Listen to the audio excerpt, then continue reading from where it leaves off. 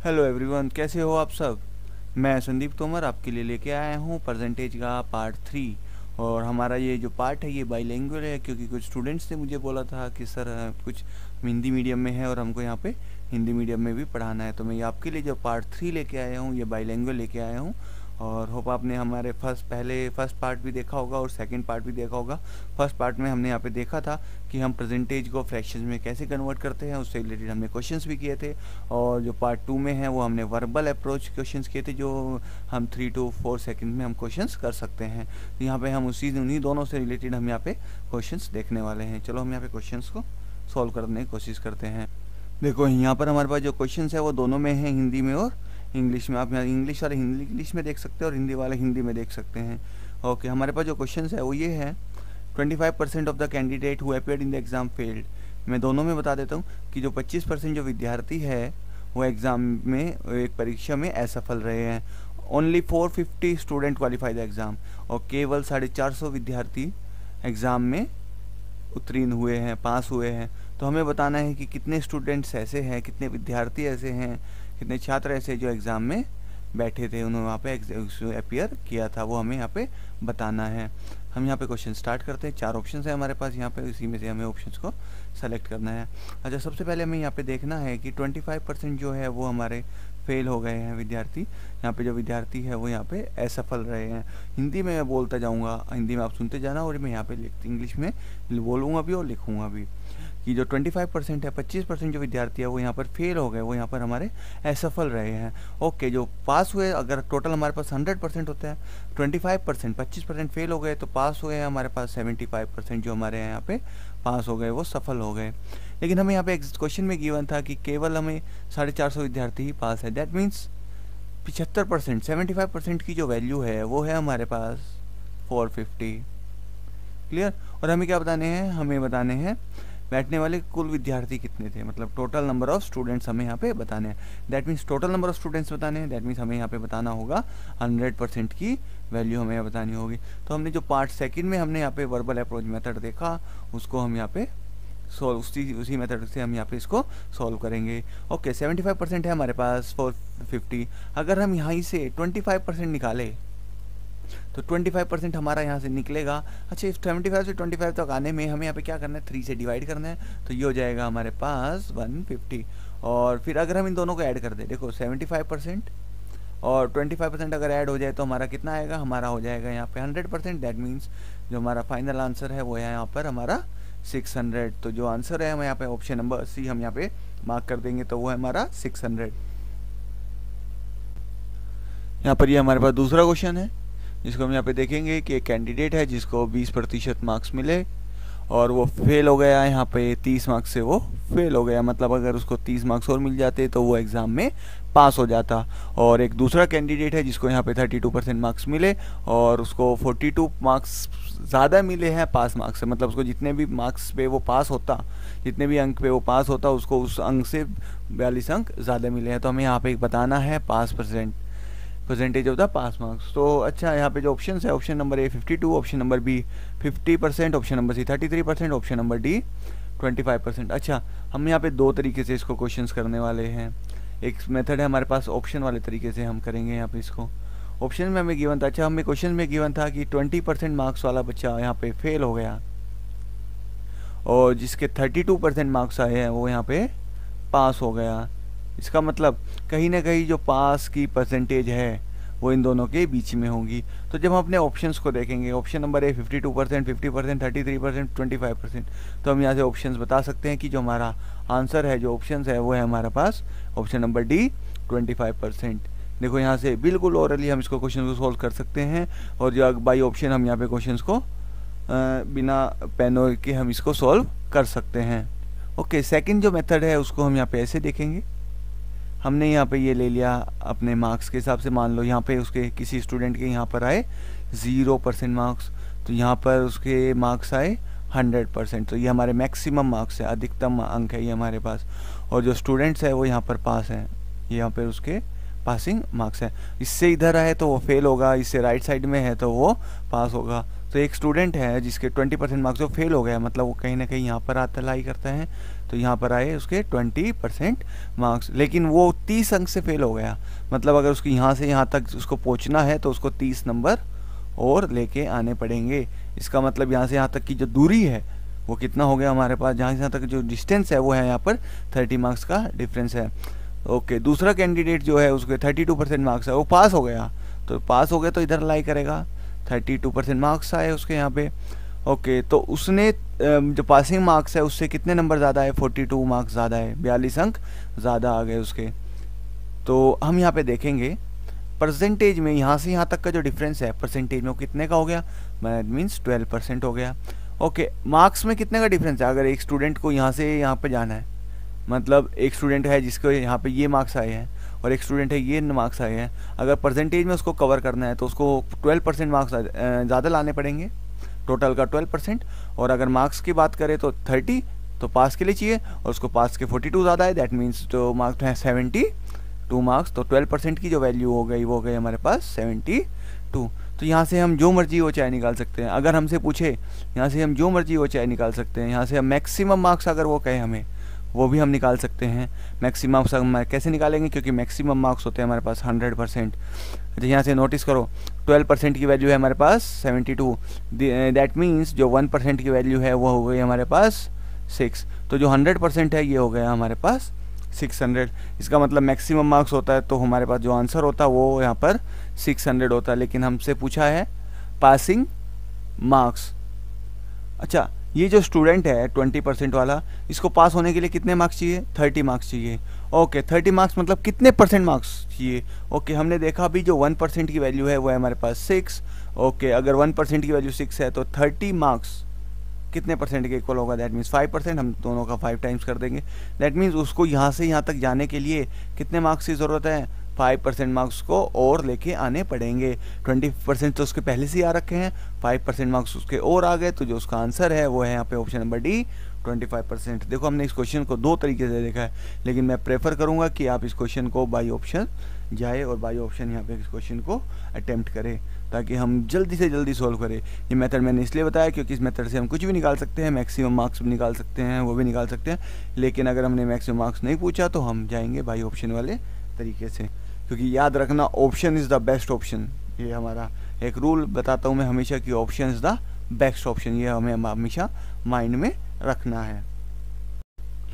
ये हमारे पास next question है। यहाँ पर हम देखेंगे कि एक छात्र है, छात्र को पास होने के लिए कुल अंकों का 33% प्राप्त हुआ है, मतलब उसको 33% मार्क्स मिले हैं, उनको पास होने के लिए 33% मार्क्स की ज़रूरत है, और उसे कुल अंकों का 25% मिला है, 25% ऑफ द टोटल मार्क्स उसको मिल गया, और वो 40 अंकों से फेल हो गया, और in that failed by 40 students, 40 marks.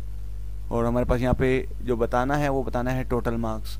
Okay, option A is 800, B 500, C 300 और डी 600। कुल अंकों की संख्या हमें यहाँ पे बतानी है।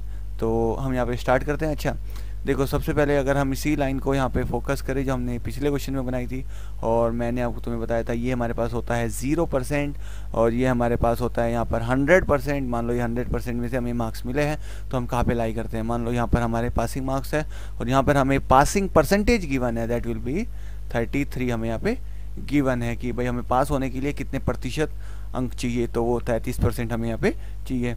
ओके, उस विद्यार्थी को, छात्र को मिले हैं वो 25% मिले हैं, दैट मीन्स वो फेल हो गया, क्योंकि पास होने के लिए हमें यहाँ पे 33% यहाँ पे चाहिए थे, 33% हमें यहाँ पे पास होने के लिए चाहिए थे, लेकिन उसको जो अंक मार्क्स मिले हैं वो मिले हैं 25%। तो यहाँ पर आएगा हमारे पास 25% यहाँ पे, क्योंकि वो विद्यार्थी फेल हो गया। अच्छा, कितने मार्क्स से फेल हुआ, और वो फेल हो गया है यहाँ पे 40 मार्क्स से। अब हम सेम पिछले वाले क्वेश्चंस की तरह देखेंगे। अच्छा, प्रतिशत में कितने प्रतिशत मार्क्स उसके और चाहिए थे। अच्छा, उसकी जो मार्क्स आए वो 25% आए हैं, ठीक है, और उसको 33% चाहिए थे, दैट मीन जो उसको मार्क्स चाहिए थे वो यहाँ पर 8% मार्क्स चाहिए थे। अच्छा, 8% मार्क्स चाहिए थे, और एक्चुअल में कितने मार्क्स चाहिए थे उसको पास होने के लिए, 40, दैट मीन्स 8% की वैल्यू 40। यहीं से पता लगता है कि भाई 1% कितना होगा, अगर 8% 40 है तो 1% होगा हमारे पास 5। ओके 1% अगर हमारे यहाँ पे 5 है, हमें क्या निकालना है, टोटल मार्क्स निकालना है। दैट मीन्स 100% हमको यहाँ पे निकालना है। देखो 1% 5 है तो 100% कितना होगा हमारे यहाँ पे 500 हो जाएगा। तो जो हमारा आंसर है वो है यहाँ पे option number B, that will be 500। देखो कितना इजी क्वेश्चन है। वर्बल अप्रोच मेथड से हमें करना है। वर्बल अप्रोच मेथड हमने पार्ट 2 में बताया था। वर्बल अप्रोच बहुत ही नाम से क्या पता लगता है, वर्बल, दैट मीन्स हम क्वेश्चंस को यहाँ पे वर्बली सॉल्व करते हैं। तो बिना पेन के हम इस क्वेश्चन को सॉल्व कर सकते थे। जब तुम्हें प्रैक्टिस हो जाएगी तो तुम्हें ये वाला टेबल, ये वाला जो लाइन वाला सिस्टम है, ये वाला भी बनाना नहीं पड़ेगा। तुम्हें इसको ऐसे ही ओरली वर्बली इसको सॉल्व कर दोगे। तो ये हमारे पास नेक्स्ट क्वेश्चन है। in an examination a student got 260 marks which is 52% of the total marks। देखो यहाँ पर हमारे पास 260, एक विद्यार्थी को यहाँ पे 260 मार्क्स मिले, अंक मिले, जो कुल अंकों का 52% है। ठीक है। एक दूसरा विद्यार्थी, another student got 76% marks in the same examination. किसी दूसरे विद्यार्थी को उसी परीक्षा में 76% अंक मिले। तो हमें ये बताना है कि दूसरे विद्यार्थी को, दूसरे जो उम्मीदवार है उसको कितने अंक यहाँ पे मिले, जो सेकंड कैंडिडेट है उसको कितने मार्क्स मिले। Option number A 380, option number B 400, option number C 350, option number D is 400। तो स्टार्ट करते हैं यहाँ पे। अच्छा, हमने इस स्टार्टिंग में देखा कि जो हमारा पहला स्टूडेंट था, फर्स्ट स्टूडेंट था, उसको जो मार्क्स मिले हैं वो यहाँ पर 52% यहाँ पर मार्क्स मिले हैं, जो कि 260 के बराबर है। ओके, दूसरा स्टूडेंट है या फिर दूसरा कैंडिडेट है जिसको यहाँ पे 76% मार्क्स मिले, जो हमें यहाँ पे उसको मार्क्स बताने हैं।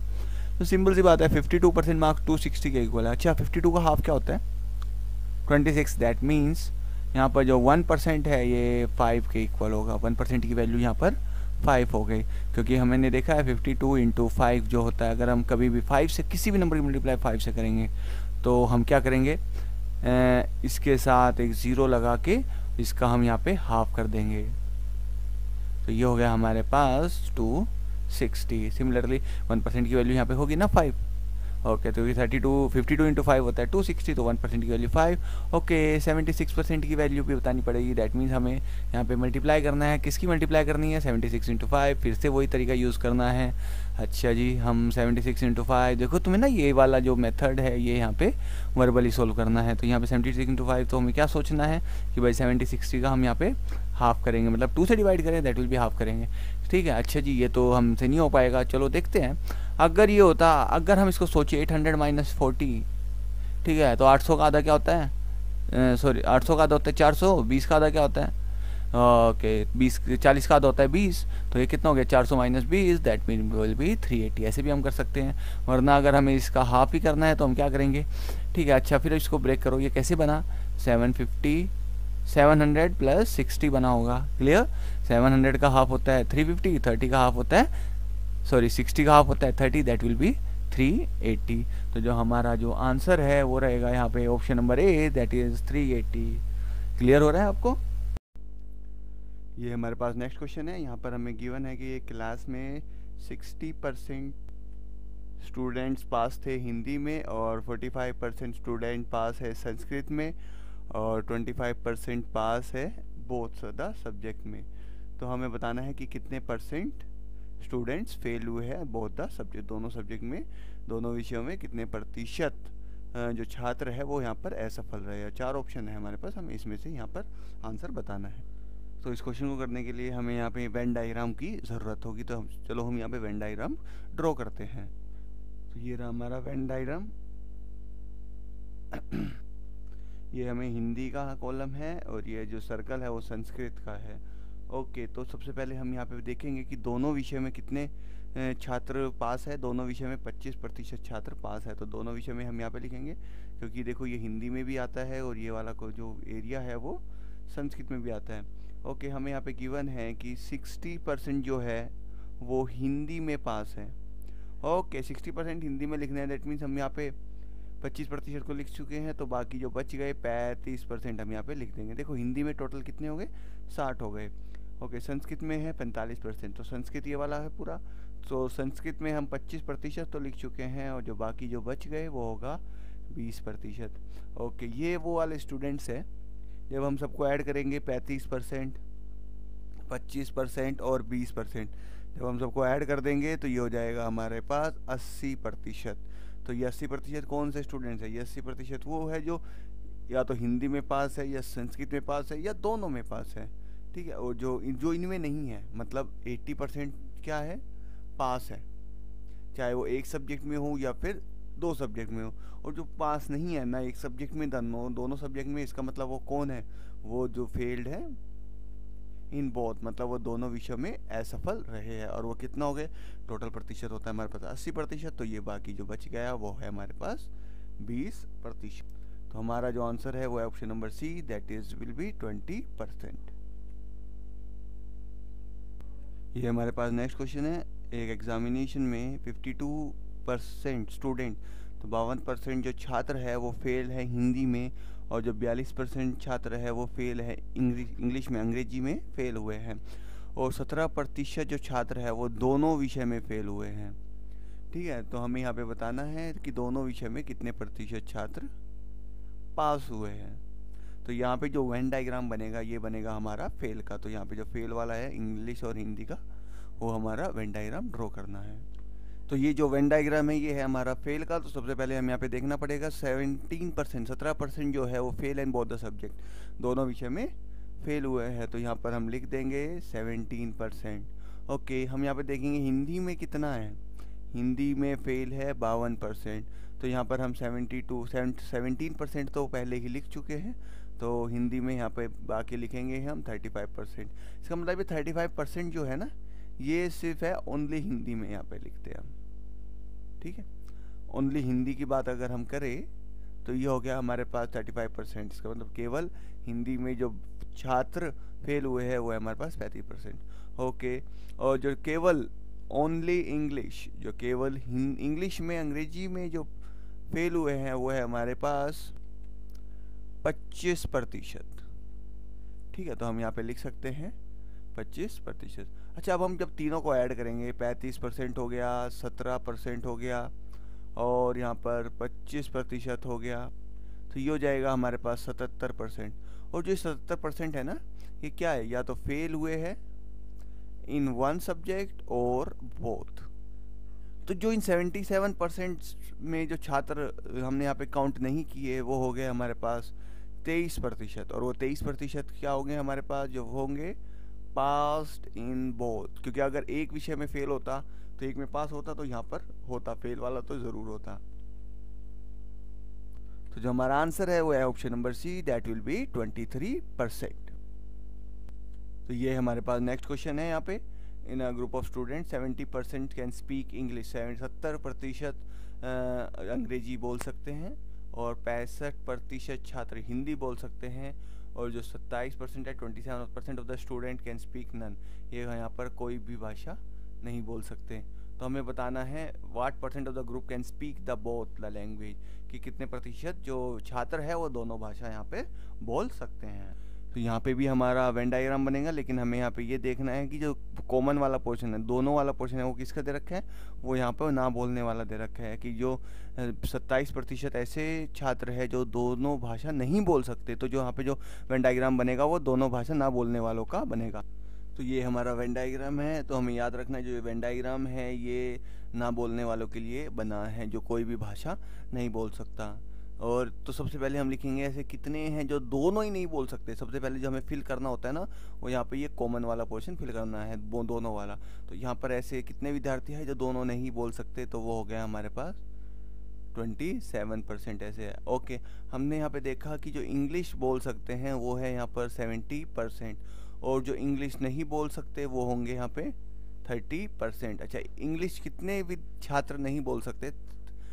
30%। और हमने यहाँ पे कितने लिख चुके इंग्लिश वाले कॉलम में? तो 27%। तो यहाँ पे क्या लिखेंगे? 3%। देखो यहाँ पे हमारे पास जो इंग्लिश में है ये टोटल कितने विद्यार्थी जो इंग्लिश नहीं बोल सकते? 30%। अब अगर हम बात करें हिंदी की, तो हिंदी में कितने विद्यार्थी इन्हें बोल सकते हैं? 65% हिंदी बोल सकते हैं। और हिंदी कितने नहीं बोल सकते? वो हो जाएगा हमारे पास 35%। ओके, तो यहाँ पे देखो हम यहाँ पे हिंदी में 35-27% तो ऑलरेडी लिख चुके हैं कि जो इंग्लिश में भी काउंट होते हैं और हिंदी में भी काउंट होते हैं, तो ये हिंदी में तो आएंगे ही आएंगे। ओके, अब जो बाकी बच गए वो हो गए हमारे पास 8%। तो यहाँ पे जो टोटल हो गए वो हो गए हमारे पास, जब हम इन तीनों को ऐड करेंगे तो ये हो जाएगा हमारे पास 38%। तो 38% कौन है? जो आइदर स्पीक वन लैंग्वेज, जो या तो एक लैंग्वेज बोल सकता है, और नन, या फिर वो कोई भी नहीं बोल सकता। ओके, अच्छा इसमें जो काउंट नहीं हुए वो कौन होंगे? वो है हमारे पास 62%। और ये जो है यहाँ पे ये बोथ द लैंग्वेज बोल सकते हैं, can speak both the language. तो हमारा जो आंसर है वो है यहाँ पर बी, दैट विल बी 62%। ये हमारे पास नेक्स्ट क्वेश्चन है। यहाँ पर हमें गिवन है कि एक एग्जामिनेशन में 60% कैंडिडेट पास हुए हैं इंग्लिश में, और 70% पास हुए हैं मैथ्स में, और 20% failed in both the subjects. Okay, तो 25% पास इन बोथ द सब्जेक्ट्स। हमें बताना है कि कितने जो छात्र है वो परीक्षा में बैठे होंगे। तो ये भी हमारे पास हिंदी में क्वेश्चन है, और ए हमारे पास यहाँ पे 4 ऑप्शंस है। तो यहाँ पे जो वेन डायग्राम बनेगा वो बनेगा इंग्लिश और मैथ्स का, और यहाँ पे जो वेन डायग्राम बनने वाला है वो यहाँ पे फेल का बनने वाला है। यहाँ पे हमें पास का नहीं बनाना, हमें ये चीज़ ध्यान रखनी है कि यहाँ पे जो डायग्राम बनेगा पास का नहीं बनेगा। हमें इधर रखा है जो दोनों का बोथ द सब्जेक्ट है। बोथ द सब्जेक्ट में क्या दिया हुआ है? हमें फेल दिया हुआ है, तो यहाँ पे जो डायग्राम बनने वाला है वो फेल का बनने वाला है। तो ये हमारा यहाँ पे डायग्राम है। तो हमें यहाँ पे जो गिवन है वो है 20% फेल्ड इन बोथ। तो जो दोनों में फेल है वो है यहाँ पे 20%। ओके, जो इंग्लिश में फेल पास है, तो 60% यहाँ पर इंग्लिश में पास है। तो इंग्लिश में जो फेल होंगे वो कितने होंगे? 40% यहाँ पे जो इंग्लिश में है वो फेल हो जाएंगे। ओके, हम इंग्लिश में ऑलरेडी यहाँ पे 22% लिख चुके हैं, जो दोनों में कॉमन पोर्शन है। तो बाकी जो ओनली इंग्लिश में होंगे वो 20%, दैट मीन्स ओनली इंग्लिश में 20%, और जो इंग्लिश में मैथ के साथ फेल है 20%, वो तो टोटल हो गया ना इंग्लिश में 40%। ओके, उसके बाद आता है हमारे पास जो मैथ में फेल है पास है वो है 70% पास है, और जो मैथ्स में जो फेल है वो होंगे 30% यहाँ पर हमारे फेल हो जाएंगे। दैट मीन्स फेल हम यहाँ पे 20% तो लिख चुके हैं, तो यहाँ पर होगा 10%। तो जब हम सबको ऐड करेंगे तो ये आएगा कि 50% टोटल। यहाँ पे देखो 50% फेल है, या तो वो एक सब्जेक्ट में फेल होगा या फिर वो दोनों सब्जेक्ट में फेल होगा। अच्छा, अगर 50% फेल है दैट मीन्स 50% यहाँ पर पास भी होंगे। कौन सी सब्जेक्ट में? बोथ द सब्जेक्ट में यहाँ पर पास भी होंगे। ओके, तो हमें यहाँ पे जो पास बोथ द सब्जेक्ट कितने गिवन है? 2500। तो ये 2500 50% की जो वैल्यू हो गई वो हो गई हमारे पास 2500। ओके, अगर 50% या 50% क्या होता है? 50% होता है हमारे पास आधा, हाफ ना। तो टोटल कितना होता है? 100%। तो 100% हो जाएगा हमारे पास 5000। तो जो हमारा आंसर है वो होगा यहाँ पे option number D, that will B 5000।